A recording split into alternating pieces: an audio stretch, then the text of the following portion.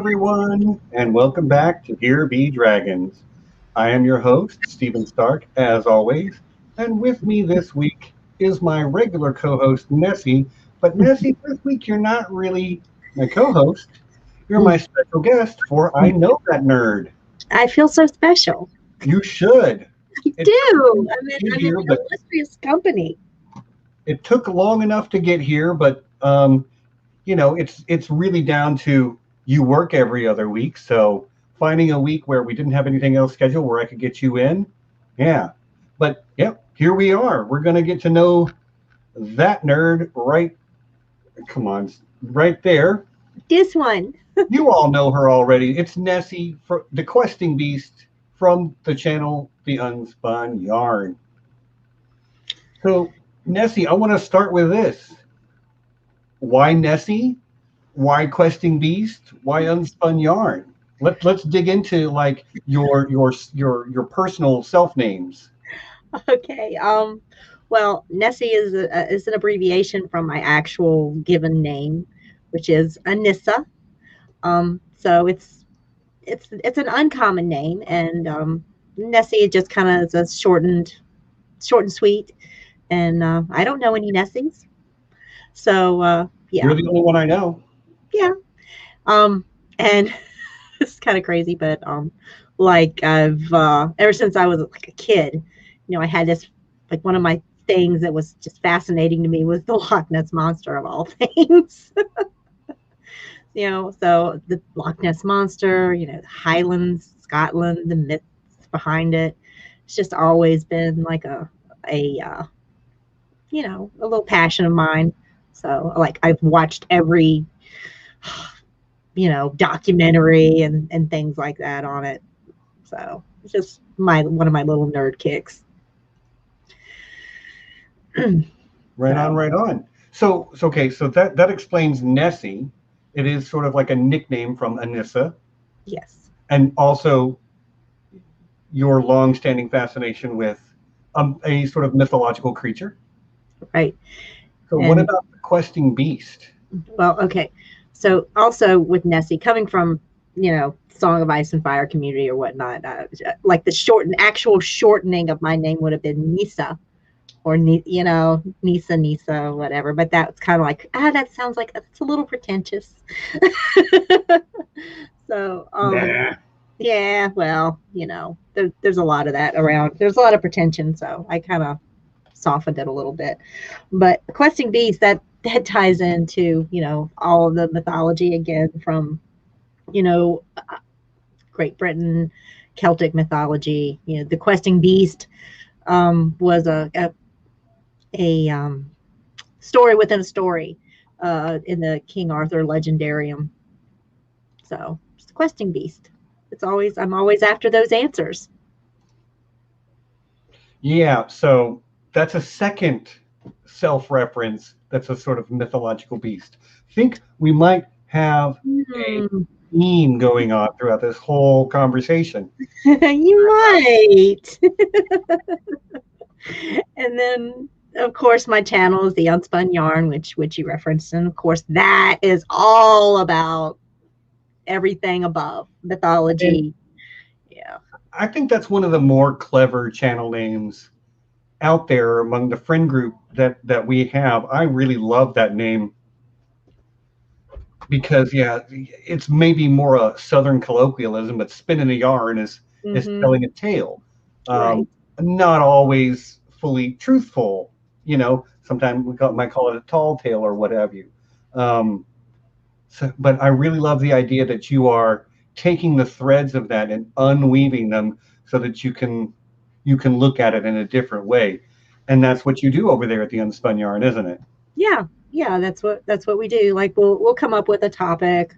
I've done my Magical Menagerie. That's one that's been real popular, and you came on for a couple of those streams where we were discussing dragons, and I had that one with Sanrixian where we just really did a deep dive into the kind of the root of the stories and the root behind the myth, and just kind of take it apart, put it back together again, look at it from different angles. I like how, people, we create these myths. Human beings create these myths. And I like to kind of see where what we were thinking, what's behind the myths, the thoughts behind it, maybe, some historical references or whatnot. So, yeah. Yeah, I mean, I totally love your channel. I watch everything you do,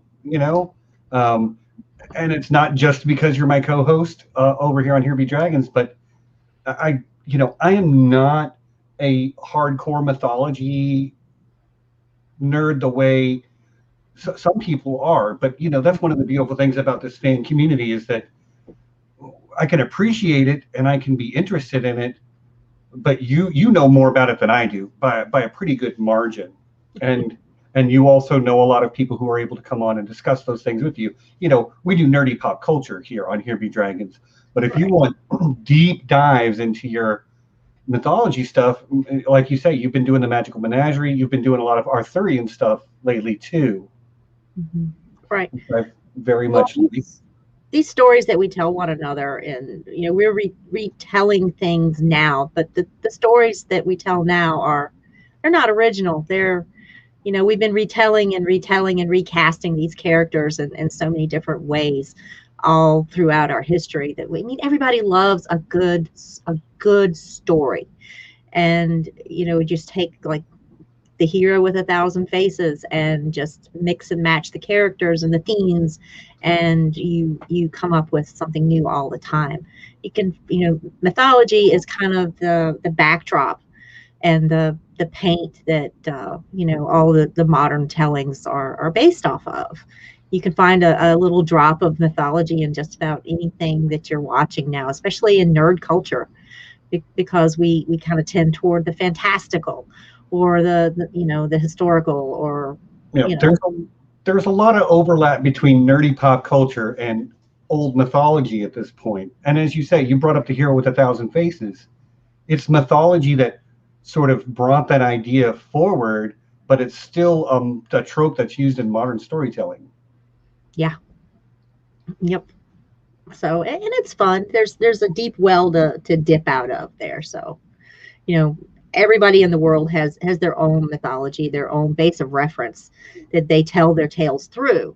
So I like to get people who have, different backgrounds, who can bring, other cultures forward, that we can discuss them and show that even though, we tell things differently or we have different ideas about things, in the end, we are all human and we all kind of come from that same Homo sapien base of reference. We've all got that little monkey brain that we're dealing with, and how we react and sort out the world. Yeah, totally. So we've talked about your sort of the way you've named yourself and branded your channel. Let's hit rewind, and let's rewind back. Let's rewind back until you actually start getting shorter and shorter and shorter. At some point, something happened, and little baby Anissa said, "You know what? I'm a nerd." Is there a point where you can pinpoint where you decided you were a nerd, or what was the first thing that maybe kind of tipped you off that, oh, I'm into this stuff that most people aren't, or I'm passionate about digging into this thing that most people aren't?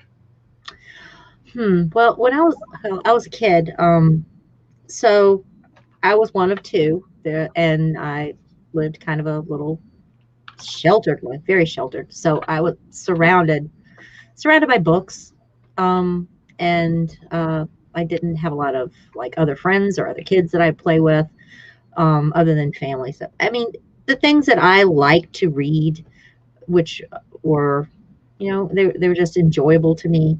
But so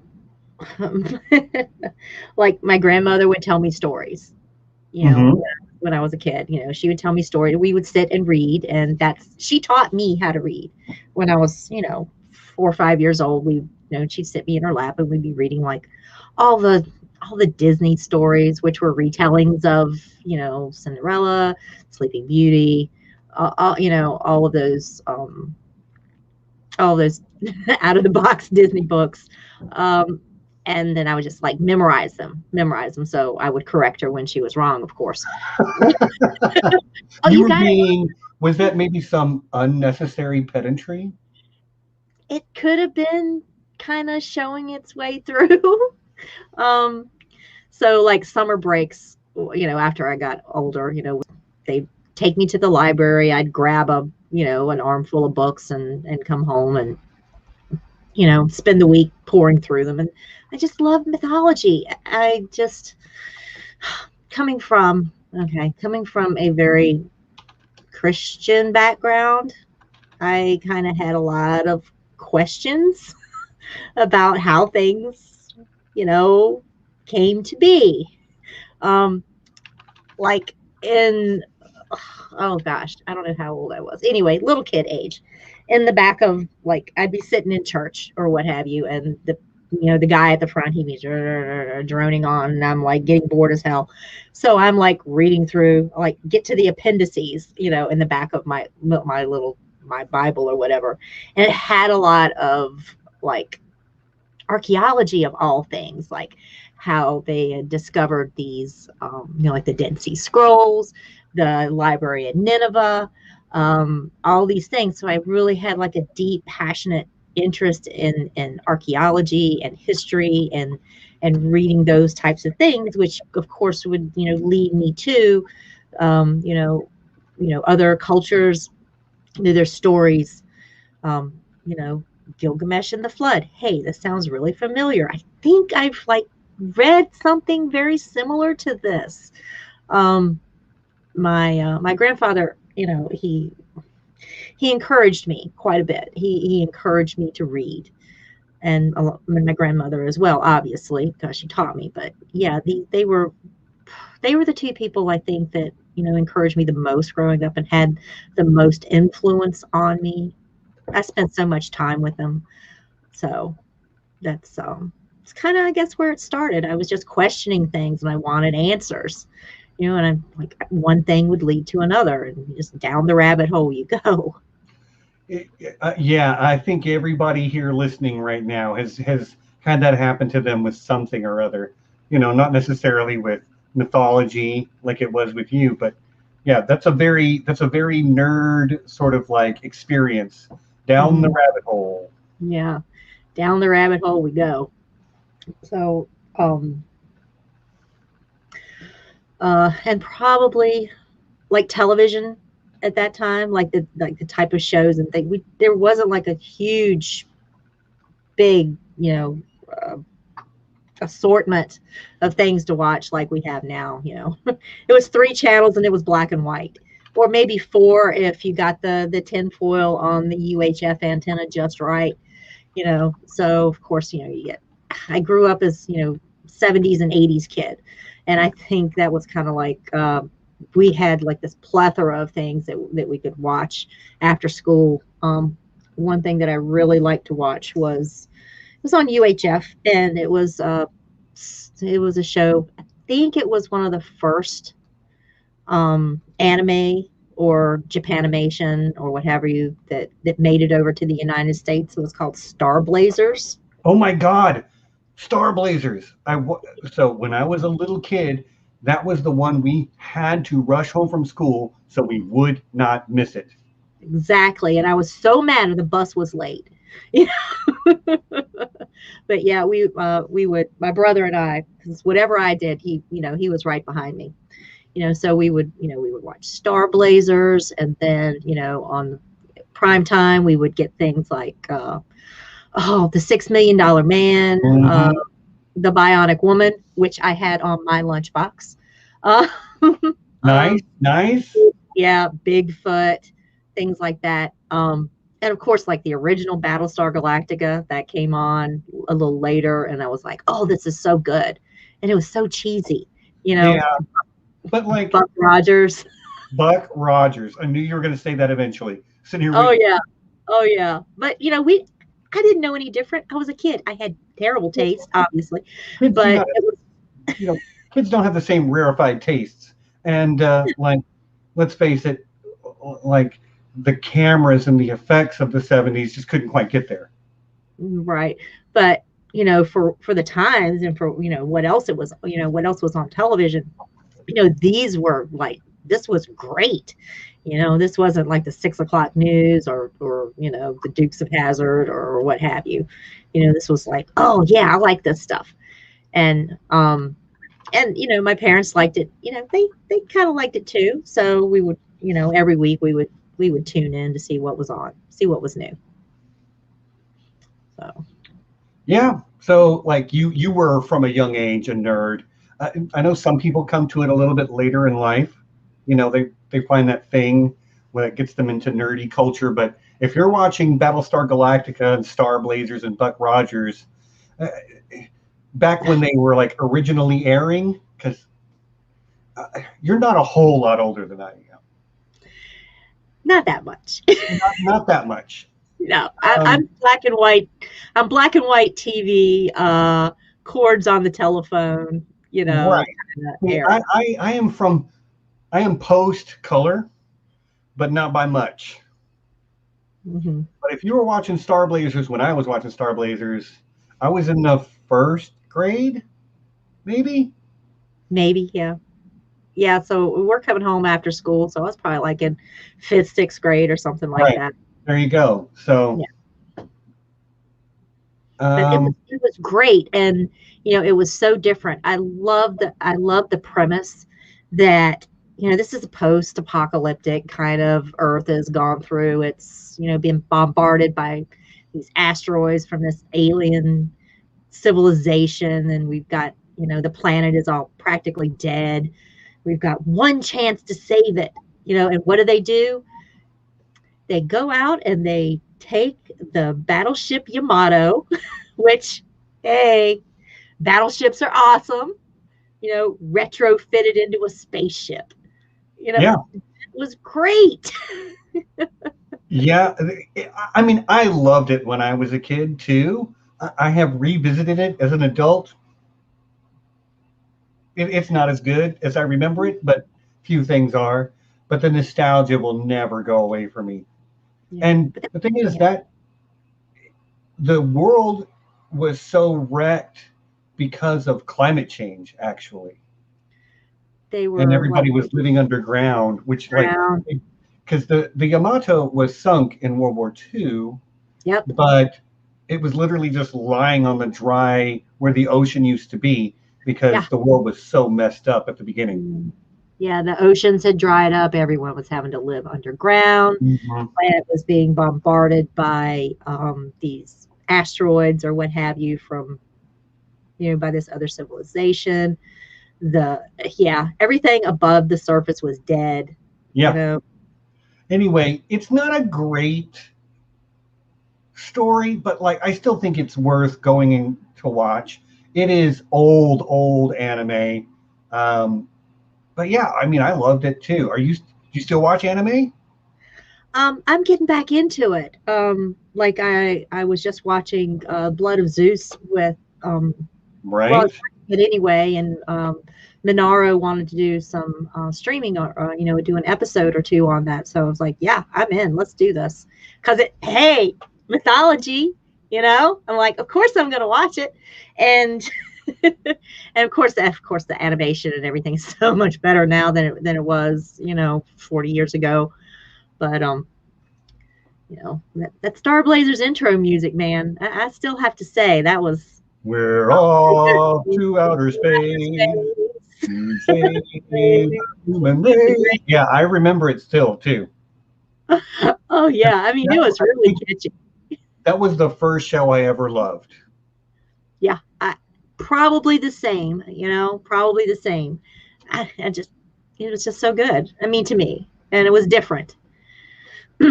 Potter throwing And some Robotech out there. Robotech eclipsed Star Blazers for me eventually. I don't know if you've seen it, Nessie. I'm sure I have. I'm Yeah. quite sure I have. And then there was a Voltron, Defender of the Universe. Yeah. Yep. All that old That's early anime though. That's like some of the first anime to ever come over to the States. Yeah, but it was so good. It was so different from what we got here in the United States. Like I loved things like Space Ghost and the Herculoids and things like that from, the Hanna-Barbera phase. Um, and that was kind of different. Space Ghost was kind of animated a little differently than um, a lot of like, your basic Scooby-Doo stuff. Right. So yeah. Yeah. Got And it some just got better. Voltron love. Got some Voltron love in the chat. Yeah.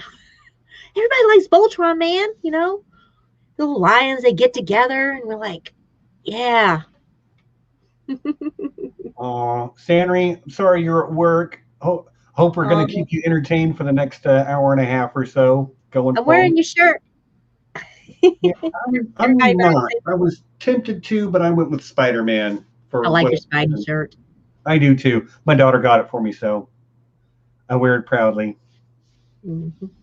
Oh man, people are just going off with all this stuff, Thundercats and Silverhawks, and Oh yeah. I mean, I was glued to the television on Saturday morning. What as soon as it got daylight and, I grabbed my cereal, my Pop Tarts, whatever. We had the TV going and we had to negotiate. Like me and my brother, we would negotiate on what we would watch. And I always had advantage because I was older and bigger than him.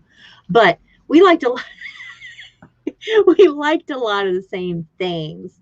So, it really wasn't that big of a lions, definitely.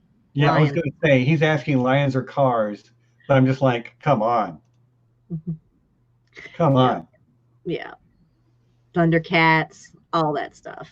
Though I really like the Herculoids. I don't know what it was about that show, Oh my God, but but I think it was like the woolly mammoth thing that would shoot whatever out of his out of the horn. horn. Yeah, Yeah, I love that guy. weird show, the Herculoids. It was sort of it was a fantasy, but it was also post-apocalyptic. Yeah, it's kind of a blend. It's kind of my thing. Oh, what was the other one? Thundar the Barbarian. You know, with Mm-hmm. yeah, the science fiction meets post-apocalyptic, whatever the heck is going on, magic and fantasy, and it's like, oh yeah, that was my jam and my jelly and my toast and all that stuff. Nice. Yeah.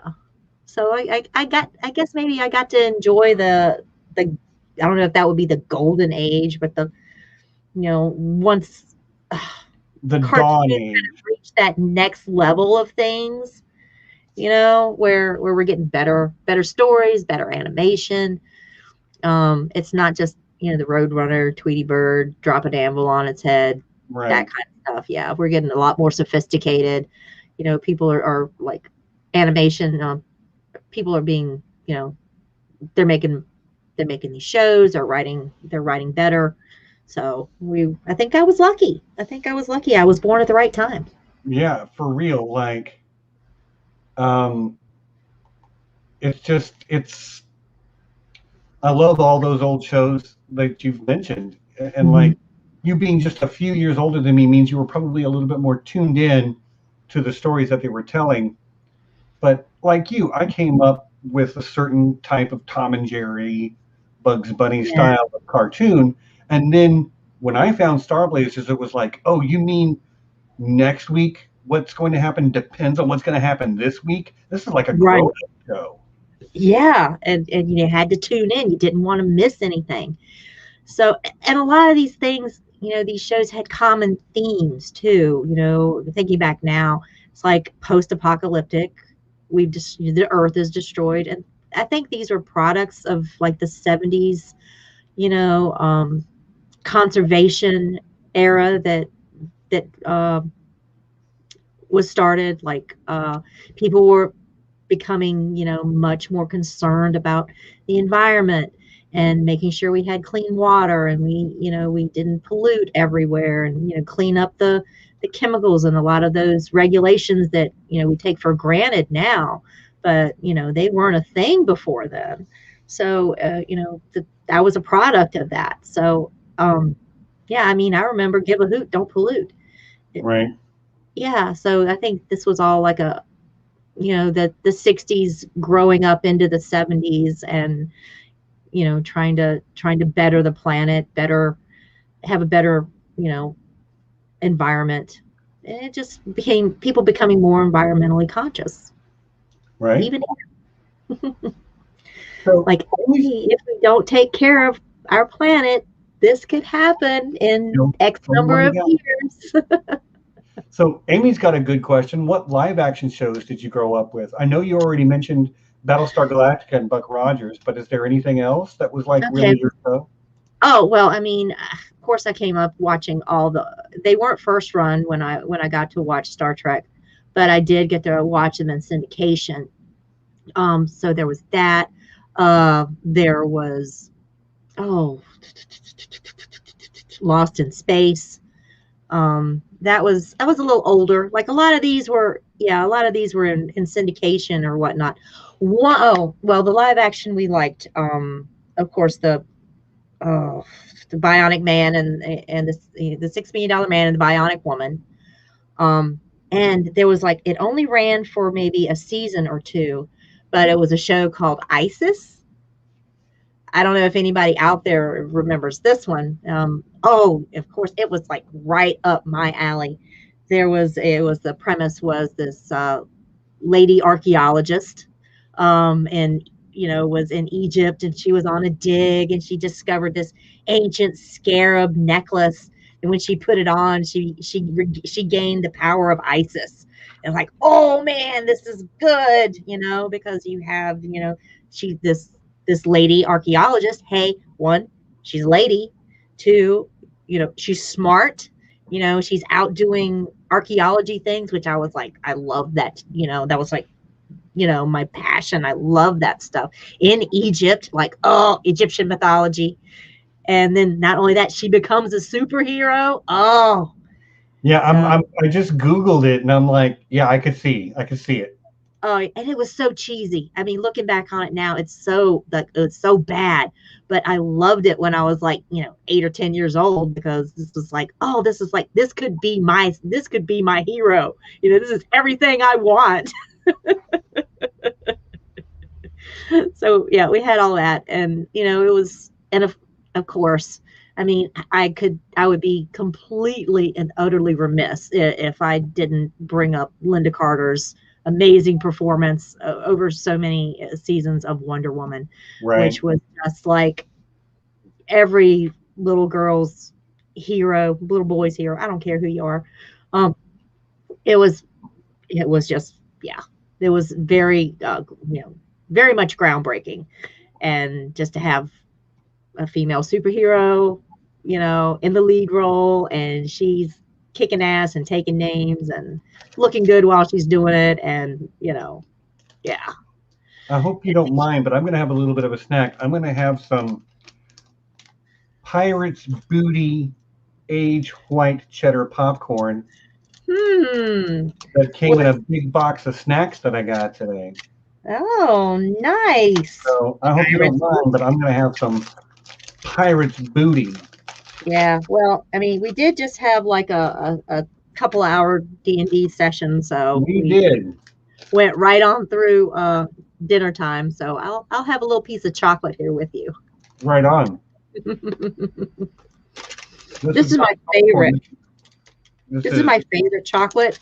It's called Moser, and I don't know if you can see this. Oh, wow. Nope, your green screen is okay.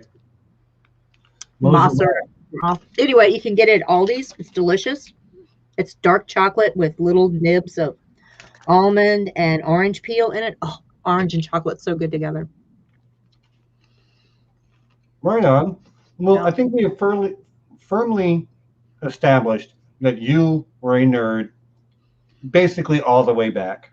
Oh, yeah. I didn't have anybody to tell me otherwise. Tell me, oh, don't do that thing. Why are you being so weird? No, so I was very fortunate in that I didn't have a lot of nerd shaming. Right. Aren't you going out and joining the Girl Scouts? They were happy to let you be yourself. They were happy to let me be myself. I was never interested in sports. I had, I had cousins that were, a little younger than me, and they were all about, baseball, softball, that kind of thing. I'm like, no, no, I'll just I stay mean, here and do we're my not thing. we're not sports shaming anyone, but it ain't my thing either. No, it's not my thing. It's outside, and I would have to get sweaty, and I was not. Patter says I'm not allowed if I didn't bring enough to share. So I will show you the box of snacks that Kelly, the Jaded Redhead, sent me. So I did bring enough to share. This box is full of chips and fruit snacks and granola bars and cheesy crackers. And so, yeah, Patter, I did bring enough to share. Oh yeah, Doesn't mean I'm actually sharing, but I do have enough to share. Yeah, your mom just brought up something from the Wayback Machine in the chat there about underoos, and yes, I'm just going to say yes. Mm-hmm.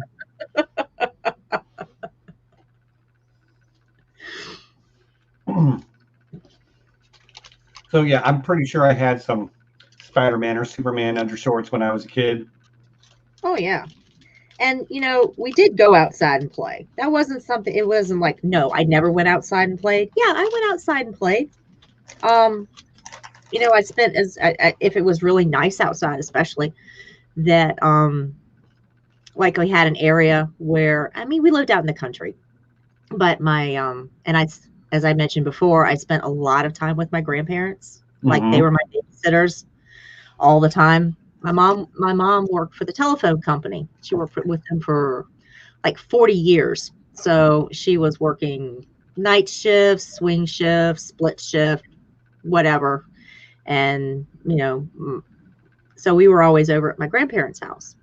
But they had like this wonderful, like this paved driveway, not just like a little driveway, but like a big driveway with like this big parking pad and everything. So we had a place, we could roller skate, which I absolutely loved roller skating when I was a kid. That was like my favorite thing out there. Like we had our bikes and stuff, but roller skating, that was my jam. So, we did stuff like that. We used our imagination.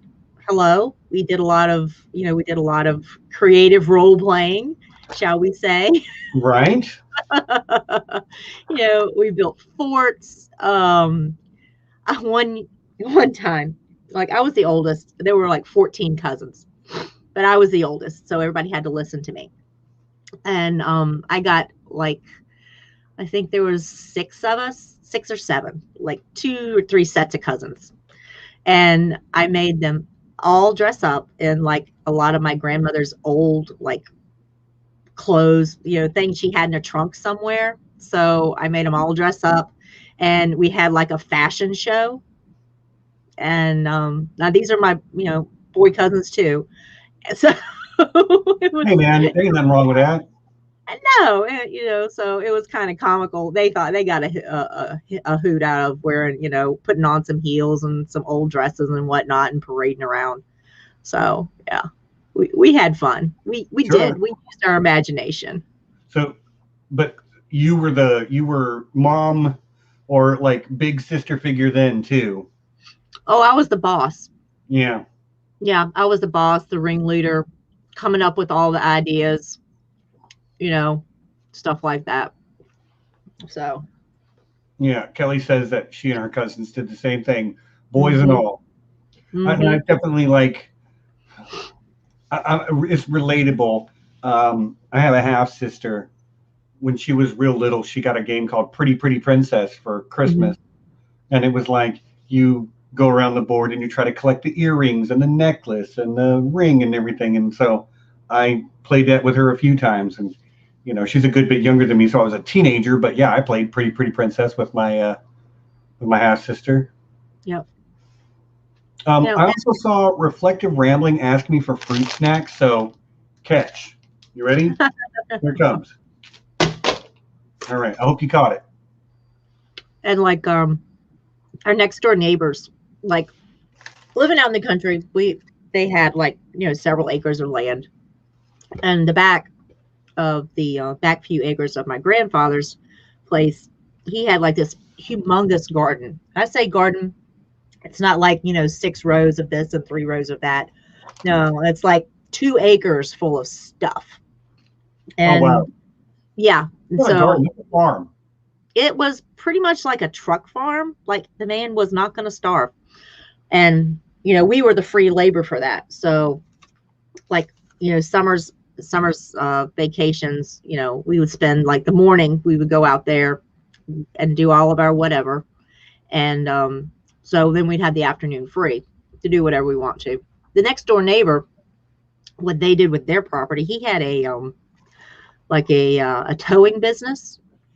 So he would bring in wrecked vehicles. So he had like this record yard behind him, and all these old cars, like, they just pulled them back there.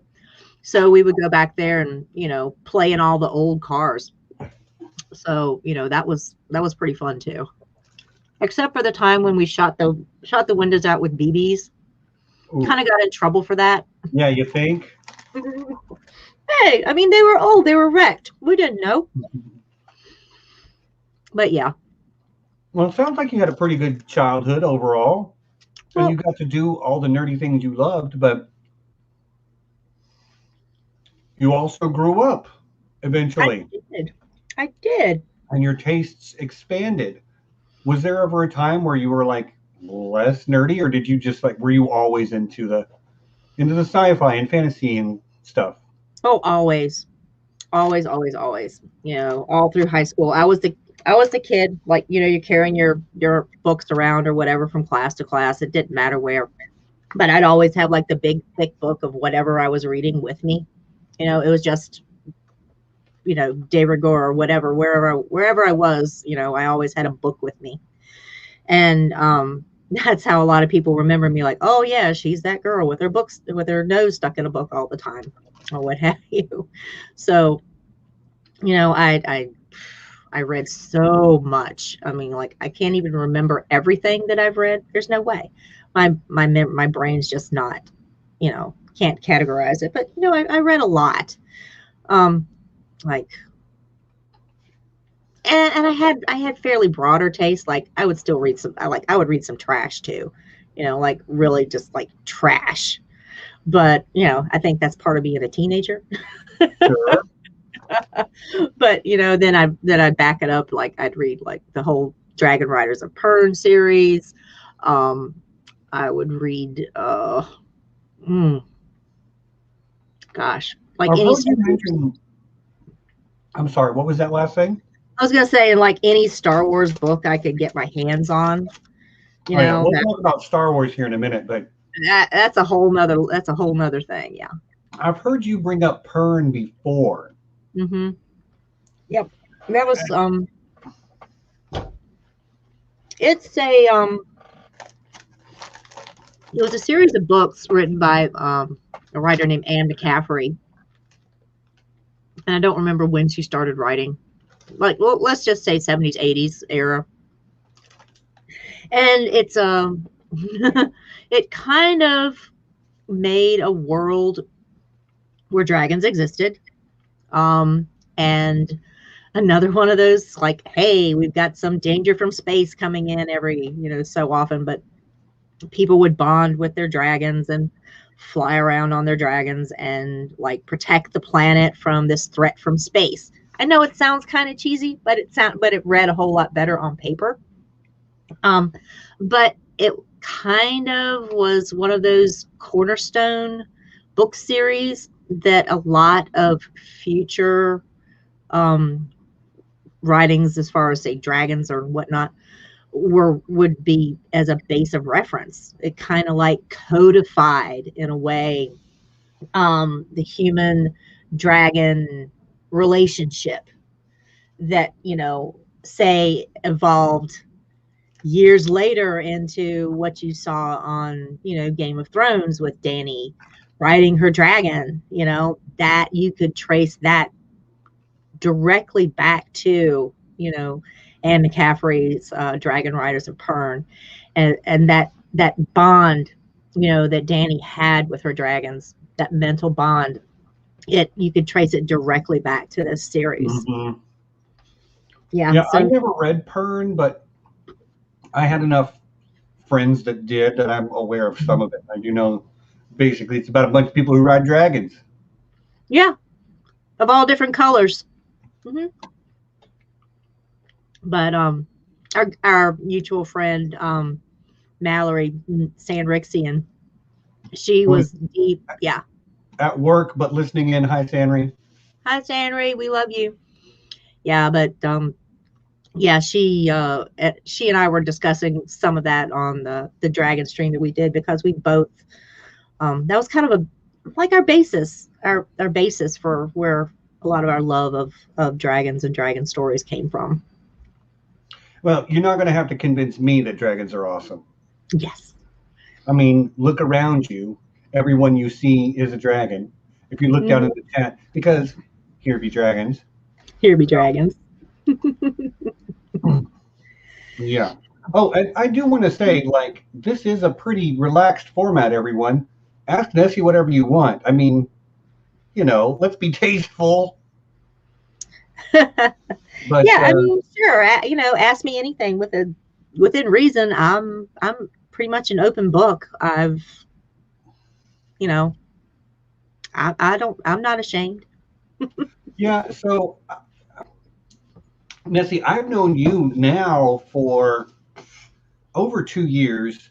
Yeah, I'd say at least, if not Yeah, more. it's been Mhm. yeah, it's been over 2 years for sure. For sure. Maybe closer to three. And we kind of met through a chat in somebody else's live stream where we Yeah. started to know each other. Um, Oh yeah. Like I've when I got into, you know, got interested in, the Song of Ice and Fire. I missed my window on watching it. Okay, so I was all geared up to watch Game of Thrones. I saw the previews on HBO, and I'm like, oh yeah, this is like right up my alley. And then we moved to an area that we couldn't get cable, the zero internet access at all. Cell phone was like spotty at best. And it took like quite a while to get satellite. So by the time we got all that straightened out, it was like, well, um, yeah, it was just not a great time in my life because I was, yeah, going through some stuff with my first husband, and um, let's just say I didn't spend a lot of time at home. I ended up spending more time at my mother-in-law's house taking care of her because she had degenerative Alzheimer's condition. mm, So I ended up staying with her. But it's like I found, oh, there's books. There's books that these are based on. So I started reading the books as opposed to getting to watch the show. And I'm one of those people, I have to watch something from the beginning. yeah. I'm not going to jump in the middle of the season or the end of the season or whatnot. I'll just wait until I can watch everything. And I just never got back around to watching the show because, you know, life intervened in many, many different ways. But I did fall in love with the books. So I came to love the books when I was going through this particular time, um, where I was very isolated. I was not just from, my family, but like isolated mentally, and just going through a lot of stuff, man. And I could just dive into this story. I could just immerse myself in another world where people are having it a lot worse off than I was. I was really and truly invested in these characters. So it just took me out of where I was and brought me somewhere else. Boy, So do I get that. yeah. So even though I couldn't like watch the show or whatnot, I was looking for content. and I'm like, okay, well, maybe there's like some clips on YouTube. I can like see, what's going on, or, get an idea. And I kind of fell into, some of the, wonderful content creators that the Song of Ice and Fire community has brought to us. There's some great ones out there for sure. Oh yeah. Like, of course, I have to credit History of Westeros.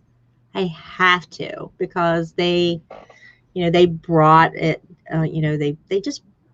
I love I love Aziz and Ashaya. They're just two wonderful human beings. You're preaching at the choir, sister. Right, and their style, and it's like history, Westeros. I'm all in, Right. know. And yeah, I saw this guy in the chat. This guy named Stark. I'm like, oh, he's a Stark. Okay, hi. But something that, if you haven't met Stephen otherwise, something that he would do was, whenever there was a new person in the chat, or whatever, he would go out and make sure that they felt welcome. You're like, hi, how you doing? What? Good to have you here. Awesome, that's great. Made you feel very welcome.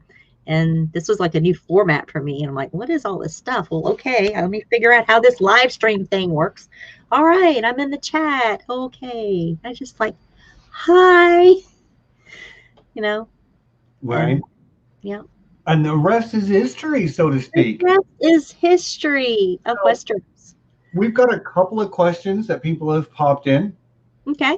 So I'm going to put them up on the screen. I believe this one is a softball for you, but Kelly asked Nessie, what is the best seafood festival you've been to?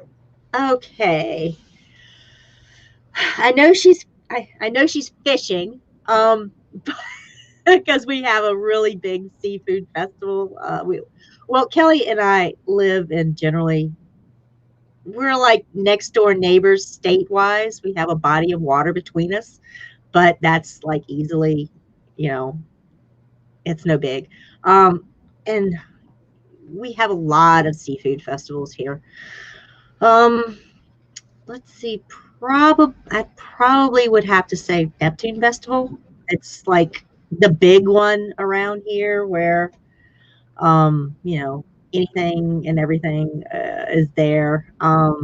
There's like some smaller festivals up and down the coast here in North Carolina that you can just like, you just fall in on any given Saturday or any given Sunday weekend in the summer, and you're just gonna find great seafood, good company, beach music, if you like that kind of thing, so yeah. Right on. Sounds like fun. Need to come to one of those. Let me find this other one, because there was another question. Oh, Aemy asked, Nessie, how did you and Left Dad meet? Oh, wow. For those that don't know, Left Dad, aka Rock, is Nessie's husband. He will poke his head in sometimes on her streams or when she's over here doing the co-hosting thing. He is a delightful human being. He looks like a big, gruff, burly biker, but he is in fact a teddy bear. Love that guy. Yeah. So how did you guys meet? Okay. So one of my previous incarnations of my life, there was a time in my life where I rode motorcycles. Yes, I had a motorcycle all my own. It was great. And my first husband and I belonged to a motorcycle club called the Southern Riders. It's a local group. And so did that guy. And so one of the first events I went to was like a Christmas party, probably 94, 95. Anyway, so that's where I met him. I was introduced around to a lot of people. And of course I couldn't remember names, but fortunately, everybody had a little nickname sewn onto their little leather vest or whatnot. So I remember people's nicknames, and his nickname was Rock, R-O-K. And I'm like, I was sitting there, I was like, what does that Rock? What does that mean? And he's like, oh, it's short for Ragnarok. And I was like, this guy and I are going to be friends. Mm, that makes sense. Yeah. Oh, Yeah. you've got a mythology themed nickname? Yeah, it was fate, kismet, or what have you. So I mean, and we did. He became very, good friends with our family, and he worked very hard. He was a workaholic. If the sun was up, he was out making money. And he had his own business, or he was, before that he worked for other plumbing companies. He's a plumber by trade after he got out of the military. So when he just needed to shut the beeper off and get away for a while, he would turn it off and he would come down to quiet little North Carolina and hang out with us for the weekend. My kids always knew him as Uncle Rock.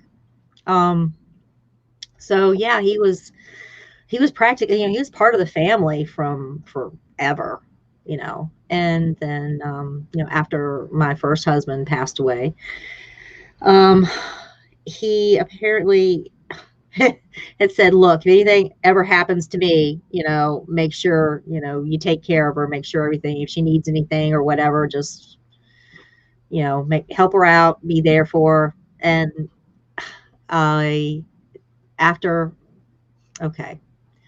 So all within the space of like a few weeks, I was in a really bad vehicle accident. I was on my way to work, and I'd been up for over 24 hours. I was still taking care of my mother-in-law.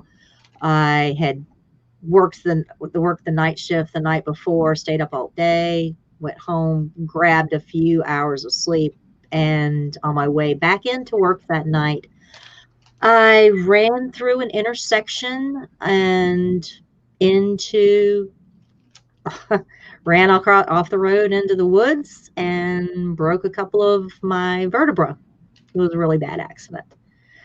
So I was out of work, and I was already kind of skating on thin ice as it was, having lost my husband, and he was the main breadwinner, provider. Well, I wasn't working full time because I was taking care of his mom. So within a couple of weeks, I was out of work. I was going to be out of work for months. I was in a back brace. I lost my home. I nearly lost pretty much everything. I was forced to. I had no other place to go. So I moved in with my daughter, which meant, yeah. And I couldn't move anything. So I'm like, what am I going to do? I've got all this stuff. So I called up my dear friend, my old buddy Rock. I said, hey, I mean, we've been talking, we've always, whatever, every couple of weeks, or, he'd call and check on me. And I said, hey, I got this situation going on. I need some help, so next thing I knew, he was there with a couple of guys and some vans and some trucks and moved me. So, and after that, we just stayed in communication, started talking more, and well, yeah. Long story short, now you share a bed. Now we share a bed. Yeah. Mm-hmm. Yeah. I love it. And Rock is such a sweetheart too. Like, I love that guy. Yeah. Collectively left dad because you're left mom. Your best Yeah. friend star being right mom. Yep. But okay, we're going to hit the mid-roll here in just a second, but I think there's time to answer Potter's question that he put up here a while ago. Who is your favorite avian-themed superhero? Probably Hawkman. There you go. Hawkman. Not Hawkeye. No. Though that Falcon is kind of growing on me, though. But he's not like feathered. Yes, and I figured I'd stick with the feathered. So yeah, if you watch, what is it on the CW? Agents of Not Agents of Tomorrow. Shield. No, it's Legends of Tomorrow. Legends of Tomorrow. That's it. Amy's gonna castigate me because I couldn't remember it. It was great. Yeah. Yes, and I am not gonna feed the troll. Yeah, don't be control. No. What about Bird Person? Bird person. Right. That would probably be, yeah. Same. Yeah. Yeah, Amy's blasting me in the chat for not remembering the exactly. Like I knew what it was. It was just misfiled. I'm bad with names. Right. I was like, the superhero show that's kind of like Doctor Who. Is their ship bigger on the inside? Well, it's kind of like it can go whenever it wants to, whenever, wherever. So. Right on, right on. Well, okay. Now that we have taken care of Potter's trolley comment, let's do the mid-roll, shall we? Sure. Been going for about an hour, so this is the part where I say, hey, everyone, please remember to hit that like button and subscribe if you haven't already. I think most everybody here I recognize as being regulars and subscribers, but, for those one or two of you out there who have not subscribed already, please do that. I would appreciate it very, very much. We're on the road to 1,000 subscribers. Need to get to 1,000 so that we can have a community tab. That would be awesome. Yeah, that'd be great. Then we can communicate with you guys. Right. I'm sorry, the chat distracted me for a second. Stanley says I'm watching Doctor Who for the first time. I hope you're enjoying it. I am not doing that. Anyway, yeah, so please subscribe. Please hit the like button if you haven't done that already. I'm also going to shout out our patrons right now so I don't forget to do it. Our High Council of Patrons is consisting of Lord John Bronsteen the Wise, a.k.a. Bronte, Sixto Sounds, a.k.a. JP the Axe Grinder, who's in the chat earlier. I saw him. Yeah. And, of course, our alpha patron, Ridiculous Ed Tollett, leading the charge, who's probably at work right now. Probably at work right now. Listening on. Probably listening, might be getting off work right now and heading home. That's usually what's going on with him. Yeah. They are accompanied by the lords and ladies of the realm, including Lady Leaf Underhill and Aemy Blackfyre, lover of poles. And I would also like to give a special shout out once again to Kelly, as she increased her patronage and is now appearing in our record of heroes. You will find all of them down in the description. She is a landed knight, Sir Kelly, the Jaded Redhead. Kelly, if you want to be called something else, you just need to let me know and I'll change it going forward. But I have you down there as Sir Kelly, the Jaded Redhead. Captain Kelly. Well, she can tell me whatever she wants to be called. Shipper of boats. Shipper of boats. Shipper of boats. Really good. That's really good. Nessie. Yes. What have you got coming up over there on the Unspun Yarn? Oh, coming up on the 24th, got another installment of the Magical Menagerie. We're going to do another deep dive back in and discuss all things Phoenix related. And my Sir Jaded Redhead, yes. I will change it after the stream. My sometimes co-host of on my channel, Aemy Blackfyre. She's going to be coming on, and we're going to pick up our discussion. We talked about sphinxes, and we've talked about monkeys. Now we're going to talk about the phoenix and all that fiery imagery. So she's going to bring the Eastern. I'm going to bring the Western. It's a little country, a little rock and roll, and we're going to talk. Got that? Our captain of ships, shipper of ships, Kelly, Jaded Redhead, she's going to be coming on along and joining Aemy and I as well on our next installment of Bleep the Patriarchy, titled Yes, Bleep Ahoy. I love that title. It's cringy, but I love it. Bleep Ahoy. And we're going to be discussing all types of, nautical goodness and misogyny and superstition and all of that stuff aboard ship. That's right. Bleep it, y'all. Bleep it, y'all. And don't forget to body shame the cogs. Oh, yeah. Sure. I hear Kelly loves it when you do that. Body shame those fat wallowing cogs. Yeah. Yep. That's a George thing. That's not me. I love all ships, just so long as I don't have to sail on them. I like them from a distance.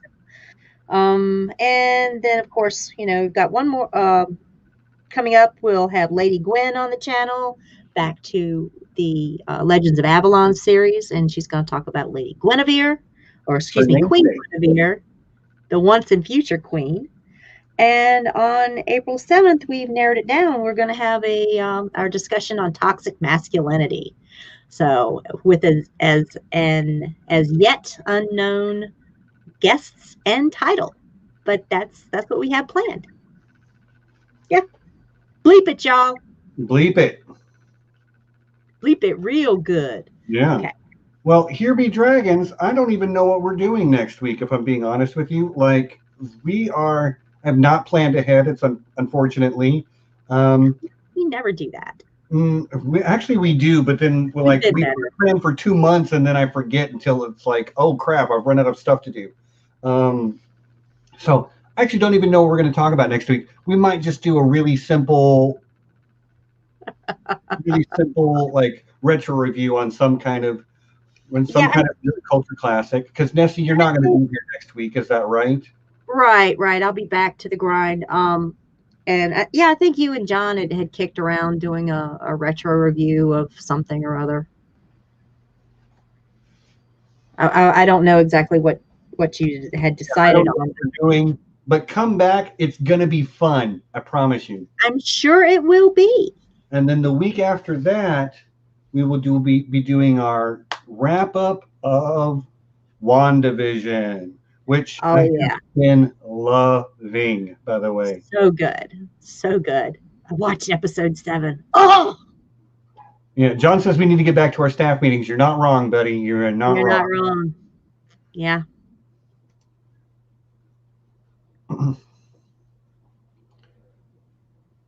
Leaf is discuss Doctor Who with Sanrixian. Sanri has seen more Doctor Who than I have at this point, so it would just be me going, "Oh, that's interesting." No, we might need to do a Twitter poll for another retro review. What I'll do, I will probably put a poll on Twitter with a handful of movies for you guys to choose from. If you're not on Twitter, tough, maybe. I guess. Well, you can leave a comment in the sure. on the video on the stream. You can leave a comment below after we right. post. But and maybe I will pin a comment with the 4 choices. Yeah. So put your suggestions in. Yeah. Well, and the thing is, one of the choices is already set because I promised somebody it would be. He's been asking for this film for a while, and it's going to be one of the choices. I'm not telling anybody which, so it doesn't sway anything. But yes. Okay, cool. I'm down. But yeah, come back for WandaVision. We will get back to you with other stuff. Disney Plus has a lot of great things coming out. We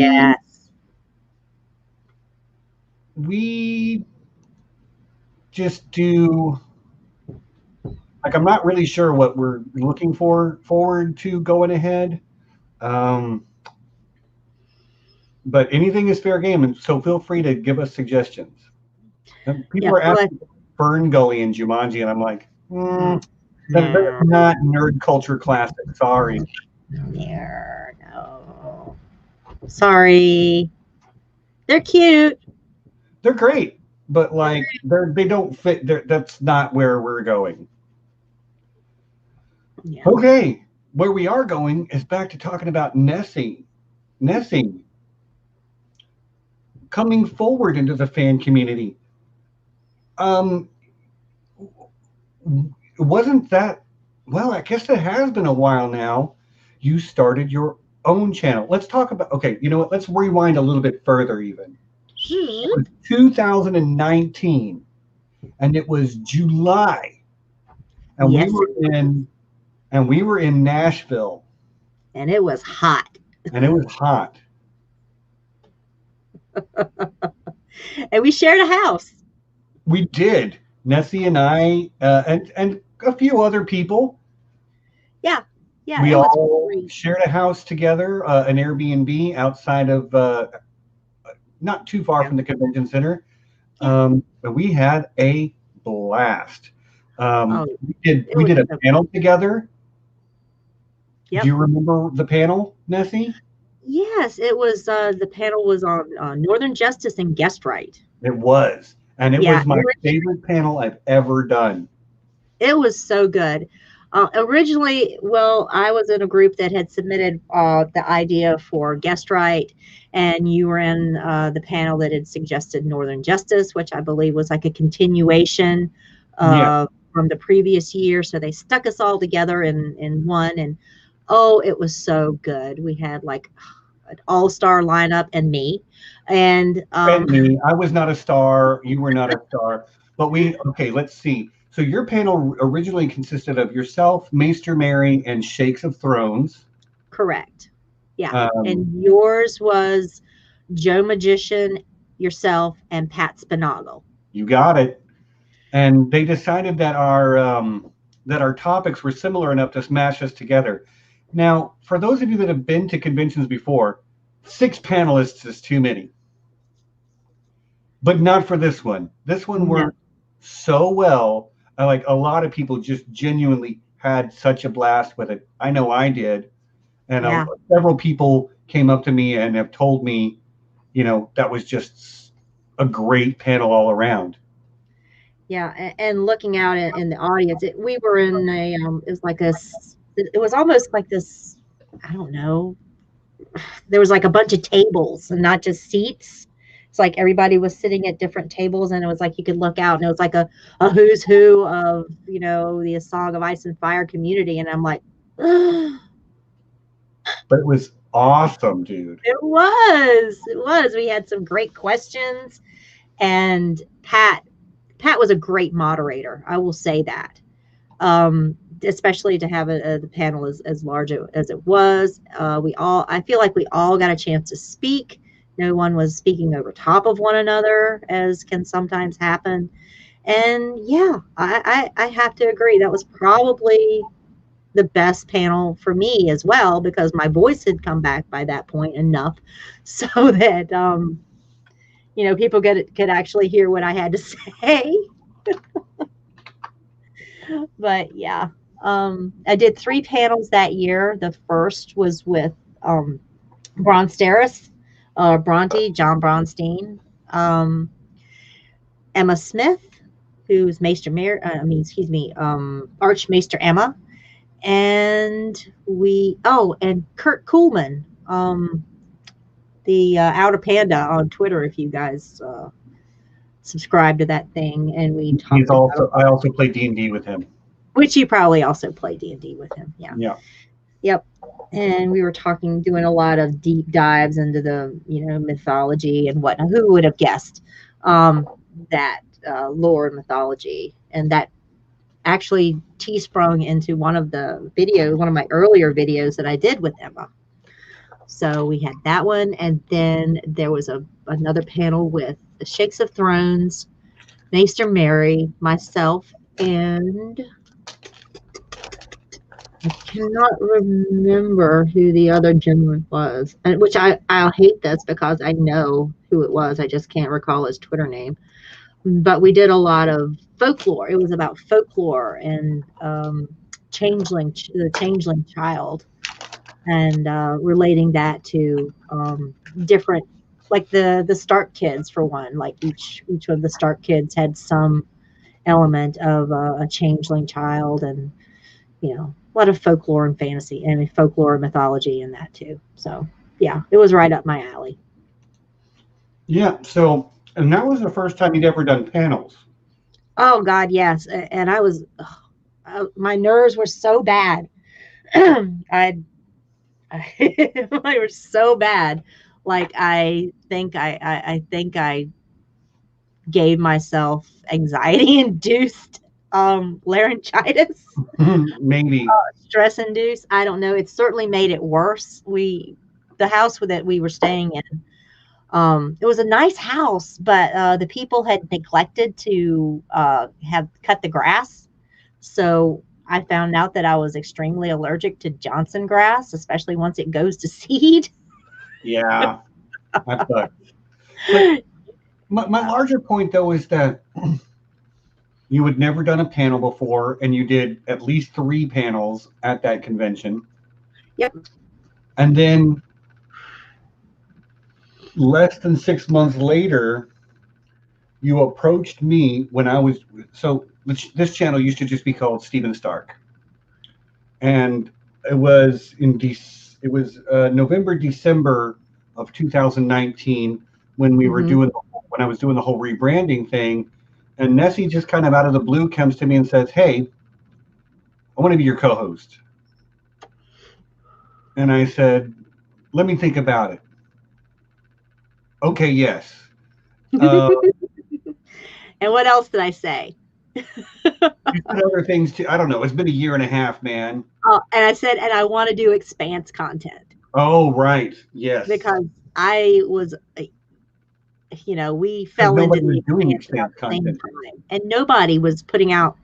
I was searching the YouTube for, the type of content that we're used to and or I had become accustomed to, in the A Song of Ice and Fire community. And there really wasn't that much at the time. There was like a bunch of reaction channels and things, but I'm like, where the YouTube stuff at? Right. So I'm like, Stephen, let's make the content that we want to see. Yeah, let's do the thing we want. Yeah. Be the change we want to see in the world. So yeah, and that brought you onto Here Be Dragons, and John came on at the same time, largely because I know you're a nurse or a respiratory therapist, Yeah. and you literally only get every other Sunday off. So I was like, well, if I'm going to do co-hosts, I need somebody who can be here even when you're not. So that's when we reached Right. out to John and added him to the mix. But then it wasn't that long after that where you made your own stinking channel. Right. Well, quarantine happened. Yeah. So was that the inspiration really? Well, no. It was I'd gotten comfortable, with the live stream platform being, on Here Be Dragons, and it's more focused, as you say, on like nerdy pop culture, things like that. And of course, I want to talk about mythology. And there's not that much out there for mythology. Well, maybe there is, but like I want to talk about what I want to talk about. So I had the idea like, okay, what is it about mythology that I like? I like I like all mythology, and I like how there's this pan global mythology, so to speak, that there's something in every culture that tells a similar story or what have you. And I'm like, these are the kind of things I want to talk about. So yeah, I reached out to some people. I've had some great guests. I mean, it helps that I've made some friends along the way, and they like to talk about a lot of the same things. So yeah, and a channel is born. A channel is born where you talk about the things that you really do love the most, and that's fantastic. And as you say, I've been on there a time or two, but Mhm. you had some, as you say, really great guests for some really great conversations. This is also me saying, again, if you have not subscribed to Nessie, just go give her a sub. You won't be sorry. Go look at her back catalog. Obviously, you don't have to watch everything she ever made, but there's something there for everyone. I really love your I really do love your mythology stuff. Thanks, Stephen. I try to make it, mythology can be really dense, and unapproachable. Yeah, And confusing. yeah, I try to make it, I try to, break it down and relate it to things that, people are familiar with. And just not, the dry Greek tragedy or the Norse saga and just repeat, rinse and repeat. No, I try to like bridge the gap between, the old stuff that, was recorded way back and what is, what's available now. A lot of, literature and book series and television and, things like that. I try to make it accessible to, Right. people who that's not their jam, but they're kind of interested in it and maybe they want to learn a little bit more about it. Yeah, that's where I'm at. Like I remember studying a little bit of Greek mythology and a little bit of like Egyptian stuff or whatnot in school, and in my own time dabbled a little bit in Norse mythology, but your channel really has a way of going from like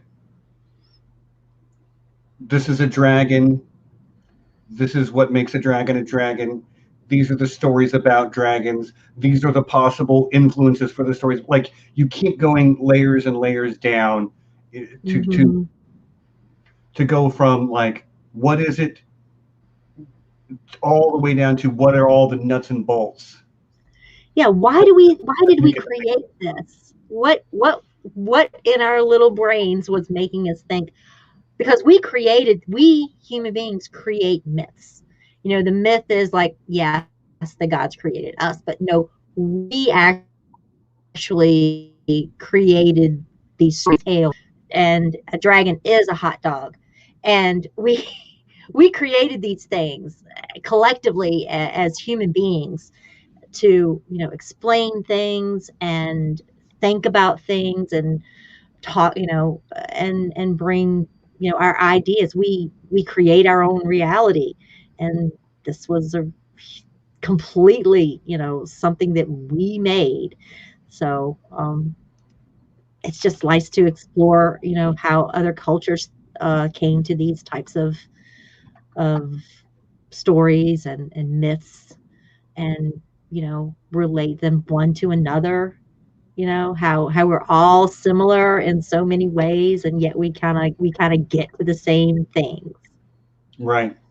Yeah. It is fascinating. And Um, once you start unraveling that yarn, you know you never know where it's going to go. So it takes me a while. That's why I don't like put something out every week. A lot of people, a lot of content creators are like dropping two videos a week, one, at Not least, well, me. one video a week.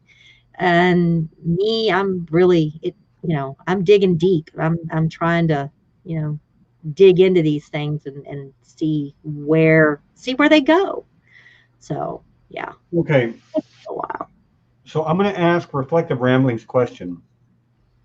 Any particular favorite epics or cultural myth staples or sources? Thoughts on maybe some of the common themes across cultures or core stories?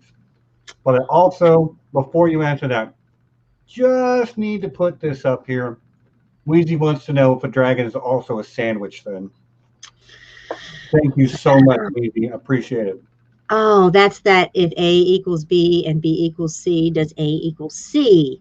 And by extension, yes. My I think a hot extension. dog is a sandwich, and I think a Now dragon is a that hot dog. is now that is whether or not I consider a hot dog a sandwich, and we haven't gotten to that yet. We'll get to it though. So actually, we'll save that one for nearer the end.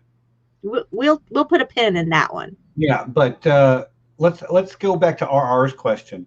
What are your sort of like favorite mythological staples, or is it a creature? Is it a certain culture? Is it a certain type of story within them? the stories that I love the most, or the mythology that I love the most. Of course, I'm like basic white bitch. Um, I I like the stories. I love I love the Celtic mythology. That's where I find my, what I can relate to the most. The stories I like the most. They're um Yeah, they come from the same family as, all the rest of the Indo-European, myths and Right. legendary. So they do share some common themes, but I just love the tales that come out of, you know, Wales and Scotland and Ireland and, the Isle of Man and Brittany and all of those. It's just I just love them. I love talking about the She. I love reading stories about the She, the Celtic gods, the Tuatha um, all of that. Yeah, and of course Avalon. Right. That's all tied in together. So that is probably my favorite. Um, closely followed behind would be the Germanic mythology. Uh, Not particularly Norse. Norse are, Right. Norse are okay, but they get theirs from, the Germanic legends. So yeah, if it came out of Gaul, if it came out of Germanica, if it came out of, um, I don't Britannia. know anything about that stuff. Like, if you talk about Celtic mythology, I can come up with the name like Tir na Nog, and Mhm. is his name Hlu? L- l- Yeah, but that's like I don't know anything like Tir na Nog is where the Fae live, I think. It's kind of like the the realm of But the. that's it. That's it. I can't wait for you to start getting into the Celtic mythology stuff over there on the Unspun Yarn because you've been Oh yeah, on that I'm, road, I'm haven't you? kind of yeah, I'm kind of sticking a toe in the water, so to speak, with the legendarium from of Avalon, Right. which is kind of a base of reference that most people have. They may not have read all of the tales, but most people have heard of King Arthur and the Round Table and the Lady of the Lake and Lancelot and the Grail. So, most people have heard of it, if they don't know a lot about it. So it's a good place to, like jump off from and to kind of let's peel back some more layers and see, where did this idea of Avalon come from that, they're referring to. So yeah, we'll be doing that. Um, and one of my favorite favorite uh, novels from um, my early adulthood, late teenage, whatever. We'll say the teen into 20s era. I read a book called The Mists of Avalon, and I've spoken about it on my channel before.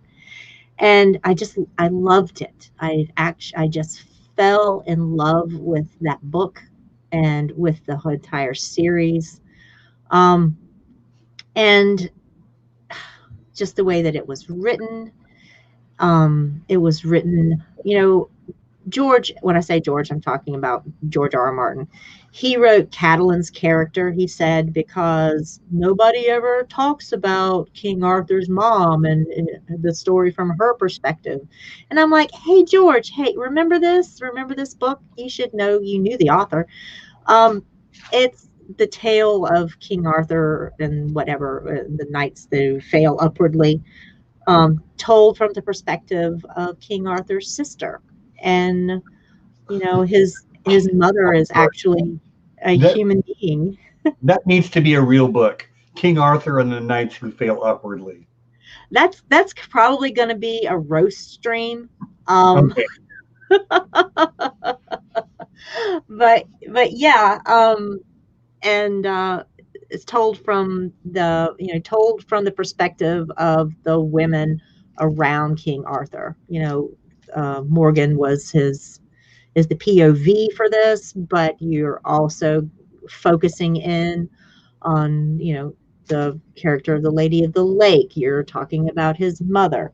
You're talking about Igraine. You're talking about Guinevere, and these characters who are kind of like, quote, background characters in the stories really come forward. And you realize after a while that all of their stories are kind of what drives the plots in the Arthurian Legendarium. So, yeah, let's talk more about them. So that was, yeah. And I know it's been an ongoing theme for the Unspun yarn is to want to give voice not only to the women from the stories, but to the women in the fan community. Now, yes, I have been on as a guest on your channel, and you've had other fantastic male guests. But one of the things you told me early on that you really want to do is highlight the women in the community and the women in the stories and the mythology that you're sort of like looking at. So my hat has always been off to you for that. Obviously, we're very pro woman over here at Here Be Dragons as well. We have a pretty large and active Slack group, which is not all women, but it is predominantly women. So what was it that was it a thing like you said early on to me that you wanted it to be very much about giving voice to women, and I mean I don't know a good way to ask this question, so I'll ask it poorly. You ready? I'll ask it however, and we'll go from there. Why do you want to do that? Why do I want to do that? Well, I am a woman with a voice, and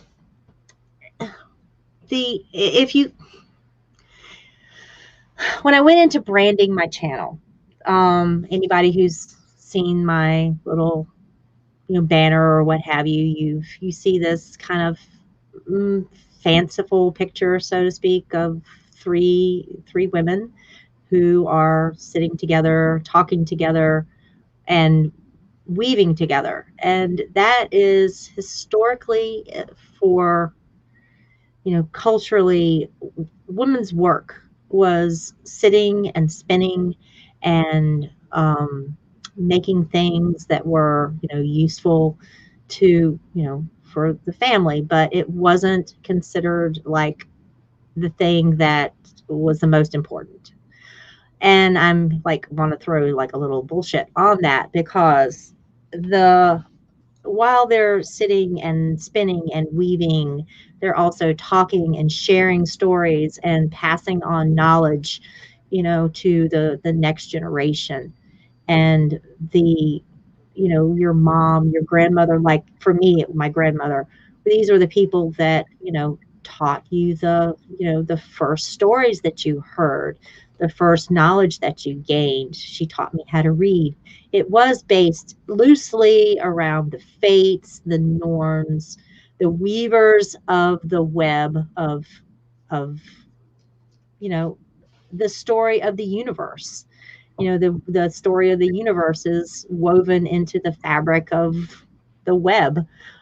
So yeah, just talking about these stories and retelling these tales, but also women, giving a voice to women that their work is important as well. There's a lot of platforms out there for guys, or to talk about whatever, and especially in the nerd community. Sure. In the nerd community, the gamer community, the fantasy community, Star Wars community, you name it, whatever community, there's a lot of people out there. But I just wanted to have a place that women could come on and be comfortable and talk about things that are passionate to them. I'm really excited to have Kelly come on and talk about ships. Right. These are just things. And no, my platform isn't, I have a small channel. It's not great, but I feel like I have some really smart and talented, you know, people coming on, and they're sharing their knowledge of, you know, what they are passionate about. Um, so yeah, I just like having my little sewing circle, so to speak, and we're just talking about these things. I'm super happy for it, you guys, too. And as you say, there are some quality women's voices out there to be heard. Yeah. Um, and, as we do on Here Be Dragons, I try to have many of them on as guests as we can, realistically. Um, but I love that your channel kind of has that as a core tenet, because I agree. Like, I do the best I can as an ally, but like it's an entirely different thing to have a woman leading the charge on that front. So and yeah. not just, women who were came on this earth with, as a woman, but we give all women voices. So we look forward to having people from, we've had Lola Links on. They are a member of the trans community, and trans women are women. We welcome our sisters.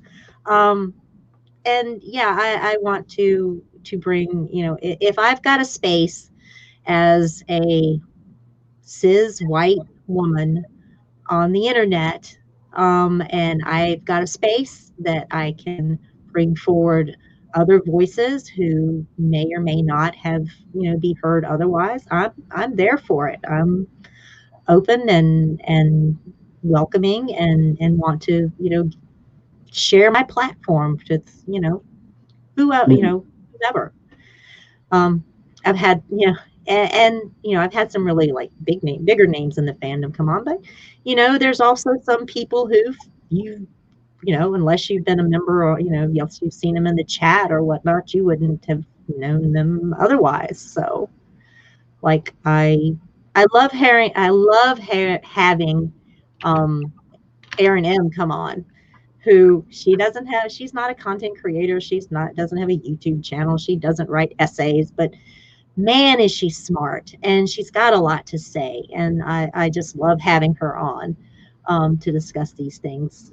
Kelly's coming on. She's doesn't have her own YouTube podcast, whatever, as Yogi says, yet, but Yeah. she's really, really smart and knowledgeable, and she's got a lot to say and a lot to bring forward. So I just like giving people an opportunity to, you know, to come on and say things and discuss things, because we've got some really, really talented people in this community. And I just love having them on. But I feel smarter after I've talked to them. So Sorry, I had to throw that up, Jess. Being a little bit trolling. Aaron is amazing. Kelly is questionable. Jess, I'm going to have you on one day, and we're going to talk all about horses. Yep. Horses are, yeah. Nobody knows as much about horses as Jess. Nobody in the chat almost would bet money on it. Maybe we'll bleep the rodeo or something. I don't know. Oh, that's nice. Danny McKay says his niece watched some of the Unspun yarn with him, and she thinks Nessie is, quote, awesome. Aw, thanks, Danny. And you tell your niece I appreciate that. Inspiring the next generation of little nerdy girls. Everybody's got to have somewhere. So, yeah. If she's watching the Unspun yarn, I don't know if that's always the great, but, because we can get a little blue sometimes. Bleep the rodeo. Right. Oh my gosh, the time has flown by, y'all. We're just over 20 minutes from the end. So if you've got questions for Nessie about anything, now is the time to start throwing them in. So Nessie, yeah, we'll move towards some of the more fun, straight up fun type of questions. Is a hot dog a sandwich? You knew it was coming. I knew it was coming. You Yeah, had a long time to consider your answer for this. I do. And I've heard some other people's arguments. And of course I participated in the discussion, and I am of the opinion that a hot dog is indeed a sandwich. It is can be held in one hand and eaten, and it has this, that, and the other thing. It has all the components of a sandwich that I can, and Cheers. I yeah, think I think that's the right answer. I mean, it's yeah, not a hill I'm willing to die on, but I think a hot dog is a sandwich also. yep, I do. And I guess by extension, a dragon is a sandwich. Right. If a Exactly. dragon is a hot dog and a hot dog is a sandwich, therefore a dragon is a sandwich. Right. Potter's got an actual really interesting question. If you could replace any mythological creature with yourself, who would it be? Okay. Whew. Let's see. Well, since it would have to be Celtic, because that's my jam, my toast, my jelly. Probably, I love the Morgan, but she's so dark and Mm, witchy and solid. magical. Yeah, I'd probably the Morgan. Close second would probably be Breed. Um, Yeah. who Sorry, Potter. I didn't mean to be like, oh my gosh, Potter asked something that's not a troll question. It's actually good. Sorry, buddy. I didn't mean to come off like that. Yeah, so it would be more the Morgan first, Excellent choice. and yeah, and then Breed behind. Show up, you could be mysterious and dark and sexy, and then like Fly away. and fly away. Yeah, love it. Right on. I'm scanning the chat for questions. I don't see any right now. If I've missed your question, please repost it. There's enough people here that I can't quite keep up with the chat. So Nessie, Yes. do you have a favorite movie? A favorite movie? John does the cinephile stuff, but that's not to say that you and I don't love movies also. I do love movies. Oh, let's see. It's hard to choose, but like there's so many good and nerdy movies out there that like. I mean, if the answer is I don't have a favorite, that is what it Oh is. well, I mean, yeah, I can't say that I do have a favorite, but I do have some that I'm particularly fond of. Like if they come on, then I'm gonna watch it. Okay, Okay. here's a better question. What is the best Star Wars movie? Oh, the best Star Wars movie. Oh, okay. But up until the last few years, I probably would have said Empire. Okay. But I now I've got like I've become very, very fond of The Last Jedi. Just for now, there's that whole section which is like, the heist part of the movie, which happens it happens in a lot of Star Wars movies. They've got a side quest, but the arc for Luke Skywalker in The Last Jedi,